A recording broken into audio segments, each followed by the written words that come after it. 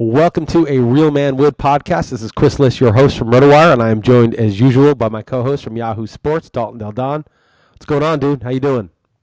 What's up, man? This is like our third, fourth, or fifth time attempting to record this. It's not our normal day. I was just coming back from taking my kids to the snow for Easter, a day off. I kind of missed a lot of baseball action yesterday, so I'm a little bit out of it. Trying to throw together some DFS lineups here before tonight's slate, so let's hurry up and get this over with. So what's going on, man? Well, dude, I have to get it over with because in half an hour, this is 7 p.m. Eastern time, I've got to do the Staff Keeper League draft. And think about what 7 Eastern is my time here in Portugal.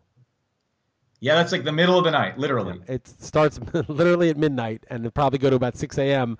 because they're so slow. There's nutless monkeys. They're reserve list. They're always like, hold on, I don't know who I want to nominate. And you're like, come on, dude. Even on the West Coast, it'd be like 1 a.m. You used to be in this league, and you'd be like, come on, we've been at this shit for like 7 hours, and it's going to be a lot worse. How many teams did you say it? It's a lot, right? 18 teams, 10 minor leaguers, 7 reserves. It's ridiculous. I mean, it's cool. It's a fun league. We've won it a couple times. And I would probably just have Shu do this because Schuler and I are partners, but we actually have really good keepers. So, I don't want to squander this on Shu. I have to actually try. So I'm ruining my whole week for this. Yeah, it's a weird time to do it, being it all that the season started and everything. But well, it's hard to get 18 people to be able to agree on one date. And I was talking to Jeff about this. I got in the huge rant on the XM show because this one dude, I won't name him because I kind of feel sorry for him. He asked Jeff. You're such a coward. It's not like a dude that's known, Anyway, he's just one dude in the league. He's a good guy. He does a good job for us. I don't want to throw him under the bus. But anyway, he emailed Jeff and he said, can I do it over the phone for the first, I don't know, 10, 20 minutes because I got to pick up my wife. And I'm like, dude, your wife needs to take a cab or public transportation. You are not picking up your can you just commit to the time like everybody else? Why would you just tell your wife, listen, I'm busy now. I've committed to something. I'll pick you up tomorrow. I'll buy you some flowers tomorrow. I'll take you to dinner tomorrow. Don't kiss up to your wife at my expense. What, 17 of us are going to wait around because this dude needs to pick up his wife? She can't take a cab? I mean, get your life in order. A real man will carve out time. I mean, to me, it's just so annoying that 18 people are carving out time, and the last day of, you're like, oh, I think I have to pick up my wife. Can we do it this way? How fucking crazy, how broken of a man must you be that you're going to even ask to delay everybody because you have to pick up your wife? My home leagues for baseball, basketball, and football, actually basketball sadly ended recently. We've just had to resort to slow drafts, Google Docs. When you're up, you're up. Just slow draft. It's that or the league's going to stop. And these are guys I've known since high school, so we try to keep it together. Some have fallen out. It's been almost 20 years. So we've just resorted to that. It's amazing how difficult it is to get a group of even 12 people together for 4 hours, let alone 18. You wouldn't think it'd be that hard, but man, it's seemingly impossible. But I'm doing this shit at fucking midnight. I'm staying up all fucking night for this shit. Come on. Dude, I understand it's hard. And I've had drafts where literally the dates that they could do it, I could not commit to. I had things that I had to do besides sleep, right? I have to sleep now, but I'm giving that up because it's just the time they could do. No one maybe moved to Portugal. Either I could drop out of the league or I can just suck it up. Really, that was my choice. And if you do agree to the time, you must commit to it. No fucking be like, oh, I've got to go pick up my wife. She'll be so mad. I mean, if you can't have a conversation with your wife that's hey, we committed to this draft. There's 18 people relying on me to get this done. I'm sorry, you're going to have to take a cab today. If you can't have that conversation, I mean, come on. That's insane. I mean, at some point, just drop out of life. It's not even dropping out of the draft. It's I don't know. So it's frustrating, and I went on a rant on it, and there was this one troll. It was embarrassing how dumb he was, but he was like, you're so aggressive about this dude's wife. You're blah, blah, blah. And then, I don't know. He was easily dispensed with because I had all these followers jump on his. I like that sometimes when I don't even want to engage with the dude and I've got all these followers who are totally excoriating him, and I can just a couple, stay out of it. I like it. Yeah, that's perfect. They do your dirty work, and That's right. That's right. It's too bad. So I missed the radio show today, and I'll check your Twitter feed. So that's it was much better than it's just that we've recorded this 5 times. So I've done the rant and warm up with you, and then I did it on the show for real. And so, no, I totally understand what you're saying. Yeah. It's not even he's married with someone, and it affects 17 other people. Dude, I mean, people are so, I mean, like, and this really gets to me because this is a thing, like Heather and I get into this too. It's like she'll be like nice to somebody. But being nice to somebody, being nice to a friend, you say, okay, friend, yeah, sure, I'll pick up your kid or I'll help you out with this thing. But then it throws me under the bus because it's like, oh, hey, I know you want to do this, but you have to watch Sasha for 6 hours because I told my friend I would do that. Oh, well, you're being nice to your friend, but at whose expense, right? It's like, don't be nice. Just do the right thing. It's not the same thing. Sometimes, like, being nice is just doing what's convenient, doing the thing that makes you feel most comfortable in the moment. But in the end, like, someone else has to pay the piper for that shit. To me, I'm always like, don't be nice. Do the right thing. If it's the right thing to do, this person really needs help, you could say it. But usually you should say, hold on, let me talk to Chris. Maybe he can help. Then you ask. You know what I mean? It's like, that's not nice to, like, have one, do something at someone else's expense. I'm guilty of that myself, doing the easier route at the time being. It's kind of the shorter term thinking. I'm guilty of that myself, so I can understand it. So everyone is from time to time being a nutless monkey, but the real man, I heard a quote somewhere, like, most people do what's convenient and repent rather than just do what's right. Right. And so this is even worse than that. It's pathetic. It's like, dude, it's your fucking wife, right? Like, just, if you can't tell your wife, take a cab, I mean, come on. Right. Right. Yeah. No, I hear you. Take a motherfucking cab, okay? Just take a fucking cab. Take the subway. Save some money. You know what? Sure. Don't even. You're not only am I not going to pick you up, but you're going to save the family money by taking public transportation as well. Yeah. Okay. All right. No doubt. All right. So this is funny. You have to stay up all night, so I can't wait to hear about that. Too bad now that we are able to record this, so you will be able to sleep in tomorrow. Right. Unfortunately. Yes. I don't know. I got a few things to run by. I'm sure you didn't watch the college championship game, did you? No, last night? Fuck that. But I did take second in your pool, so fuck off. Yeah, I know. Send me and I already paid you. Back. That's right. Send me that money. Should have paid me $800 for fucking telling me that I should have $800. You owe me $750. Yeah, I should, but I won't. I'll think about it, but I won't. But well done. Nice. I won the RotoWire one too, so I entered that same bracket. I did one bracket in 40 seconds, took second in yours, and won the RotoWire one. The prize for the RotoWire is a place in the Ring of Honor. Yeah, I'm sure you value. Yeah, I'm sure you value that very highly. And that Ring of Honor gets updated like once every 5 years, so there's no way my name's even showing up in that shit for a long time.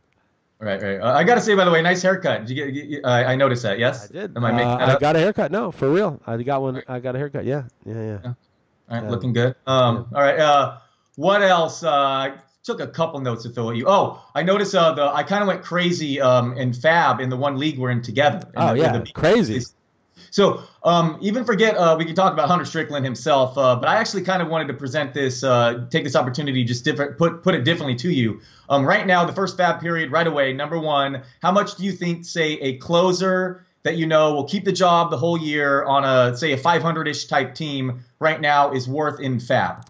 If you were to know that information. Right, and assuming he was like a 250 ERA, a little more than a strikeout per inning, like 75 strikeouts on the year. 110 whip type of closer, which is normal. League average peripherals. League average. Well, that's probably league average for a closer, like 270 and 110 whip for a closer. Closers can go crazy. 75 strikeouts in 65 innings.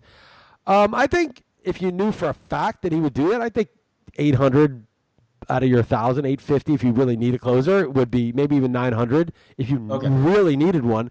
In the 12 team, I mean, I have Blake Parker, not in that one. I have two good closers in that one, actually. But if one of them, my second closer is Blake Parker, and I probably didn't bid enough on Strickland. My issue was, twofold. One is he walked a lot of guys last year. And secondly, Melancon, I mean, he may be done, but he may be back in like 2 weeks. Like the manager said, I could see him back in 2 weeks. Now, that might just be wishful thinking, but he's got that huge contract. I mean, I thought there were two hurdles for Strickland to clear. He's not definitely the guy. He may not be that good, and he may not, Melancon may be back. Yeah, I mean, Strickland has pitched better of late, especially in spring and even last year. He's kind of changed his repertoire. I mean, Sam Dyson's so bad. He was released by the Rangers last year before. No, he's terrible. Yes, he got some saves last year, but he's not even in the mix right now. Bochy has admitted that Melancon, he doesn't even know when he'll throw again. So like this specifics, I actually own Melancon in other areas, so I hope I'm wrong here. But I would be shocked if he throws another pitch this season. So, but that's actually not what I'm shocked if he throws another pitch? Yeah, Melancon, I would be very, very, very.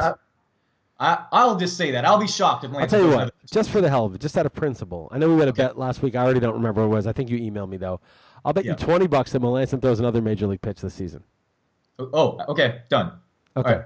I mean, I have no information on that. I have no idea. It could be in the 6th inning. I don't care. But if he throws a single pitch in a Major League Baseball game, which I think you want to make sure that we stipulate. I hope I'm wrong, and I hope he does return right away. Okay, but again, that's not even what I wanted to bring up. I wanted more of just you thought you started going up because I was going to say like 95% of your fab. I feel like if you could get a closer right now locked in, if you knew that. Of course, we don't know that. This is just a hypothetical game. I was just curious in theory of what you thought, and obviously, I like this specific situation. If I'm going to go up, I bid 70% is what I did, and the next highest was like 450, so 45%. So I certainly went too high here in hindsight. But I was just curious your thoughts just in general. And the fact of getting one, quite possibly right now, people I feel like don't always value that correctly versus 2 months from now or the trade deadline. Right. I mean, you get one at the trade deadline. It's you get 20 saves at best. You can get 40 saves. And the Giants are going to win. If they're 500, they're going to win a lot of their games 3-1. They're not going to win 10-4. So they may. I do worry about the Giants. They might be terrible.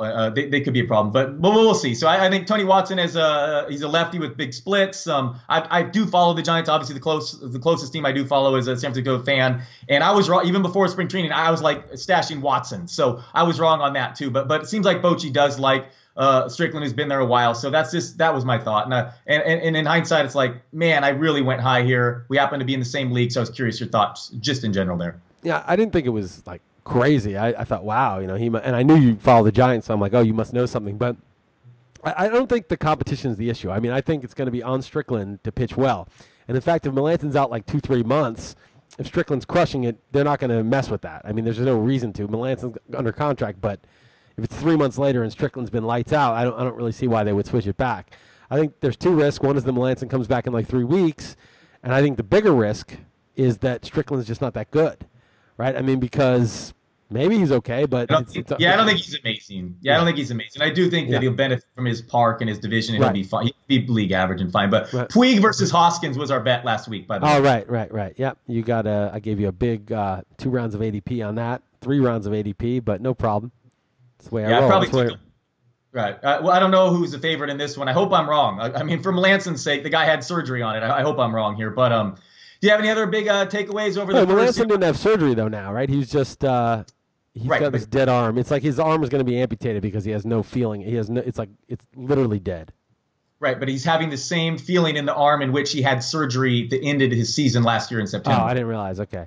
Well, maybe he can maybe he can just for the sake of my bet, he can take his other arm, put the ball in the dead arm, close his palm with the other hand around it, and then using his good arm, fling the arm to throw a single pitch in a blowout. Yeah, because they did find one of his muscles big time atrophied or something it's like dying in there. So I don't know. I'm not it's gangrenous. This is serious stuff. Gangrenous. It's definitely gangrenous. So do you have any major takeaways over the first few days of baseball? This is always the toughest time to talk about stuff. It was hilarious. The first game I was tasked to write about opening day, and just the White Sox alone, it's like Tim Anderson goes crazy. Not only does he did he homer twice? He also took a walk or something. But Matt Davidson was a guy, I wrote this article about barrels, and he's the one guy I was pointed out as a possible sleeper. He hits 3 bombs, so it was pretty funny. The guy I got shat on with Tim Anderson did well, and then the one guy I kind of liked as a deep guy did well himself. One game, of course, but that was a funny range of emotions involving one team alone. Yeah, you're a genius and an idiot already. What's funny is those dudes who shit on you for Tim Anderson, if he totally sucks and loses his job in July, no one's going to come back and be like, oh, yeah, I shot on you after Tim Anderson. You were totally right about that. No one's ever going to come back. That's it. Right. It's hit and run, dude, in this business. That's it. Yeah, I know. You sign up for the job. It's fine. But any other I mean, I'll tell you, other than owning Melancon, I also own a lot of Hector Neris. He's I mean, and the Phillies, that's just been a total disaster. I mean, I hope Kershaw's small velocity dip is just a really think, but watching him against the Giants lineup, that wasn't great. But do you have any regrets? I mean, your boy Nelson Cruz. Well, I mean, I didn't like Nelson Cruz, but I felt forced to pick him, and I took him, and he was crushing it. He hit 2 home runs, one of which was off Kluber. Nelson Cruz is the man. And then just like Bumgarner, who I drafted in that same league in the second round, who had a freak injury, got hit by a comebacker right in the knuckle. Sale gets hit the next day, and he's totally fine. Nelson Cruz hurts his ankle in the dugout. Right. And so, I feel like I got dicked on 2. Fine, if your guy's, gets hurt in the course of playing baseball, it's one thing. I just got 2 injuries that are, I guess Bumgarner was playing baseball, but, it wasn't, from throwing a pitch. It was just totally bad luck. But, Bumgarner's going to be back in 2 months. Yep. Do you think you're more likely to get injured in a dugout at age 40 as opposed to 25?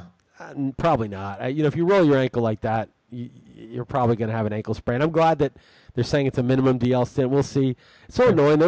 Like the reporting on injuries is so stupid. Like Stephania Bell, I'm going to move this camera just a little bit. Stephania Bell used to write for us, and now Jeff Stotts does it. Stephania told me like 2006 or 2007, whenever she started with us, she was like, yeah, a sprain is a torn ligament, and a strain is a torn muscle, right? And so you see all this reporting on Nelson Cruz. X-rays were negative. Well, first off, like, okay, he didn't break his ankle, but it's the ligament that you're concerned about. So the X-ray is not going to help for shit. Then they're like, but he's going to have an MRI, right? So like all the reporting so bad. It's, oh, good, X-rays are negative. Like it's almost always negative on the ankle. Then they have the MRI, and it's like, oh no, there's nothing's torn. There's no torn ligament. It's just a sprain. No. A sprain is a torn ligament. And we learned this shit in 2006, and it's like the fucking reporting is so bad. I mean, if you're a beat writer for a team and you're obviously reporting on injuries all the time in baseball or any sport, why can't you just fucking master that basic terminology? You cannot say there was no ligament damage, it was just a sprain. That is the definition of ligament damage. Just say what degree was the sprain. It was the mildest degree 1 sprain, very minor damage. He should be back soon. I mean, that's just... It's annoying because I'm reading the reporting and everyone I can tell is being like, oh, it's no big deal. It's just sprained. And I'm thinking, a torn ACL is a sprain. It's a 3rd degree knee sprain. And don't they always say you can re-injure sprains very easily? Like once you mess up that muscle at time, it's a ligament. It's not a muscle. It's a ligament. Sorry, right. Sorry. Well, you can mess up that ligament again a lot more easily, whereas a bone can heal stronger, they say, or something like that. So. That's right. And a muscle strain is also a tear of the muscle, and that's also can be problematic. Anyway, it's probably just a minimum DL for him, but it's annoying. It's just a lot of guys. I had Brantley, who I thought was going to be ready for opening day. He wasn't. Aaron Hicks has his oblique.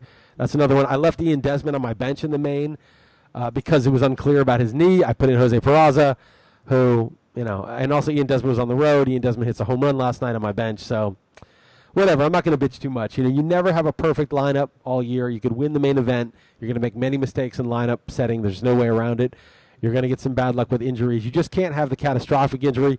Bumgarner's was bad. I would not say it's catastrophic for me. If I get lucky, I haven't obviously been unlucky a little bit besides that first week, but if I can get lucky around that and basically... Bumgarner's the worst injury I have. I have a couple minimum DL stints here or there, but pretty much the rest of the time the guys stay healthy, then I'm good. But I'm a little nervous about Carrasco, who I have. Why? Anything? Why? Nothing really. I mean, he didn't have a good start, but that's not really the thing. It's just out of all the guys in that tier, I had him as one of the top 11 in my first 2 tiers. He just seems like the most fragile of those guys. Between, obviously Bumgarner I thought was the biggest horse of those guys. And he got hurt on just bad luck. But Kluber, even DeGrom. Yeah, for a while there, DeGrom was the worry, and then he proved that he was back healthy. No, I'm with you. It's weird that we independently came to that conclusion then because I don't have Carrasco anywhere, and I attack starters like crazy. So for some reason, I had that feeling too. So that's just a gut thing. Then his velocity wasn't down, was it? No, nothing. There's no red flag. He just seems a little more fragile than some of the other guys. That was it. I have Syndergaard, and for some reason, I'm not really worried about him. I don't have Benat I have him the one that you and I are in. Let me ask you this.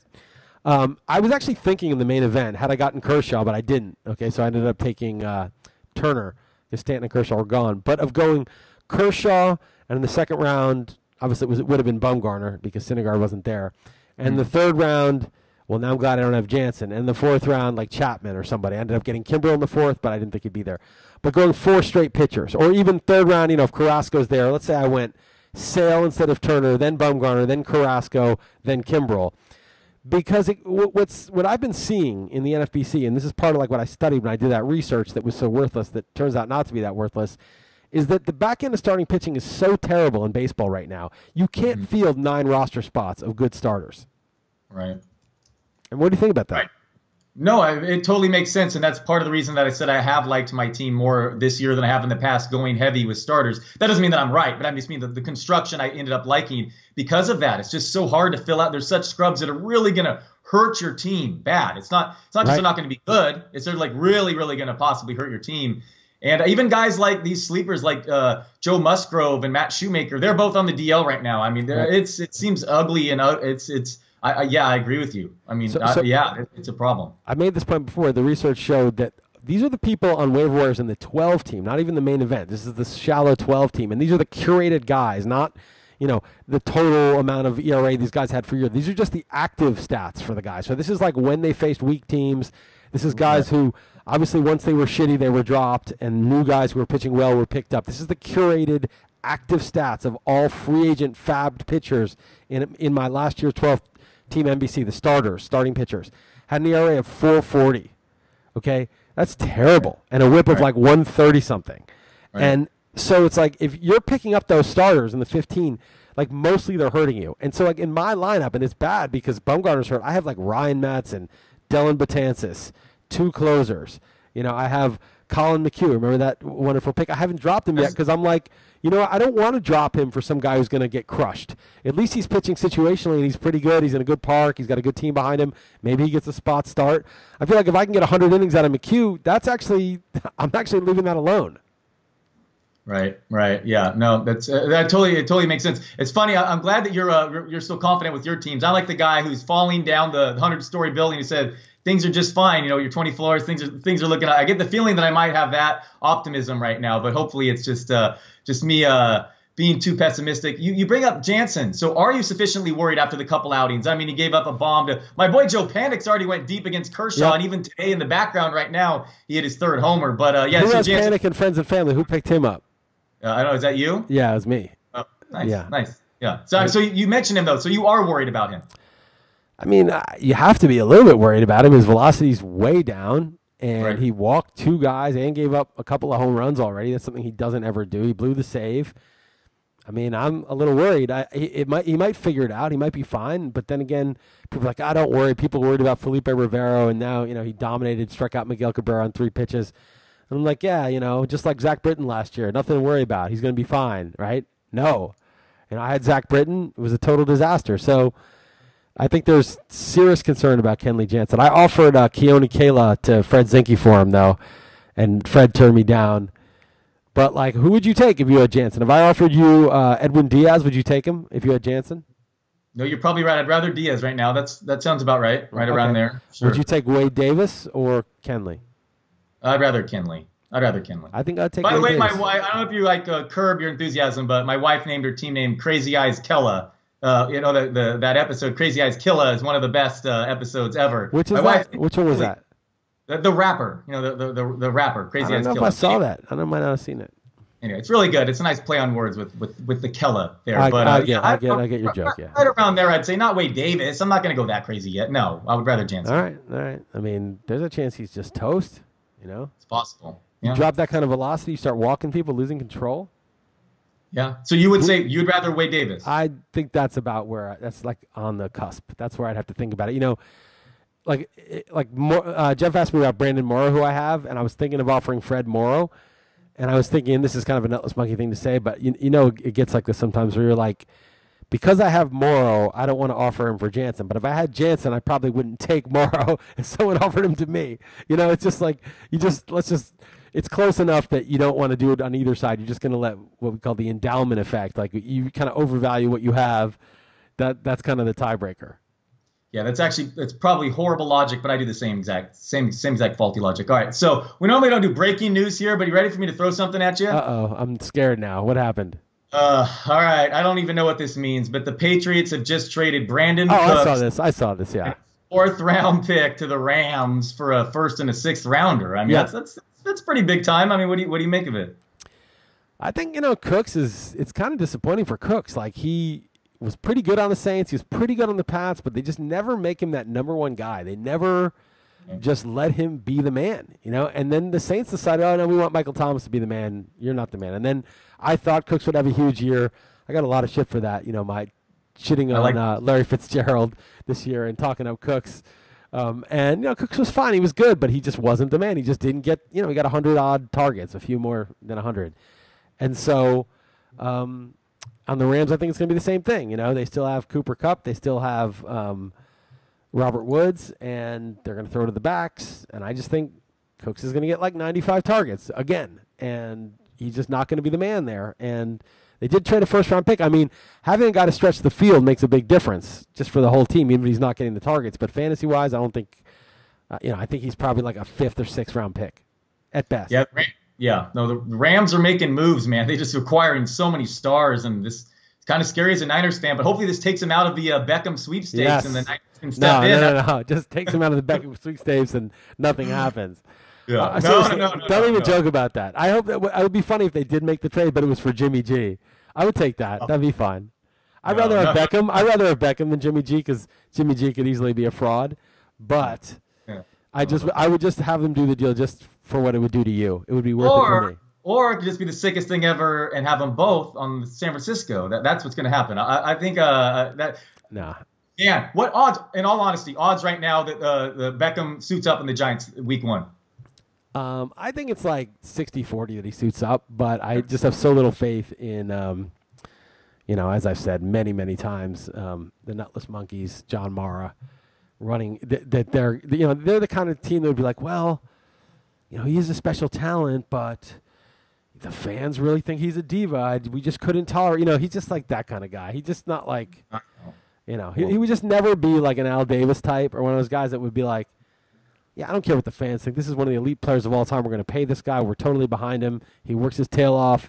He's been one of the greatest receivers for the first 4 years of his career. He obviously got hurt last year, but we're this is our guy. He just would never do that. He just seems like such a coward. So I'm nervous, but I hope they keep him. It's my favorite player by far. Yeah, I'm just glad. Yeah, I'm certainly glad he's not going to the Rams. I'll tell you that much right now. That would be a difference maker for sure. I would be really worried about that. But yeah, Cooks will just be like whatever, Sammy Watkins or something. Right. So exactly. Well, Watkins was horrible last year. I think Cooks will be a little better than that, but little better. Little better. Yeah. All right. Anyway, you got anything else for me? I know your draft's coming up. Draft's coming up in 5 minutes, and I got to get in this chat room and deal. But no, not really. I'm glad we got to bust this out because I'm not going to sleep tonight. So I'm glad I didn't have to try to record it tomorrow night. So I appreciate you doing that. By the way, I'm supposed to break because we put an ad in the middle of this thing, and I'm supposed to break, and I forgot. But I do remember this. If you like this podcast, go ahead and rate it on iTunes. Appreciate it. You can comment if you want. That's also appreciated. And I guess that's it, right? We're going to have the video live also, but that's the unedited version. Yeah, man. We'll make a longer version next week. Make it up. Yeah. All right. Later, Liss. Good luck with your draft, man. All right. Thanks, man. Take care. All right. Later.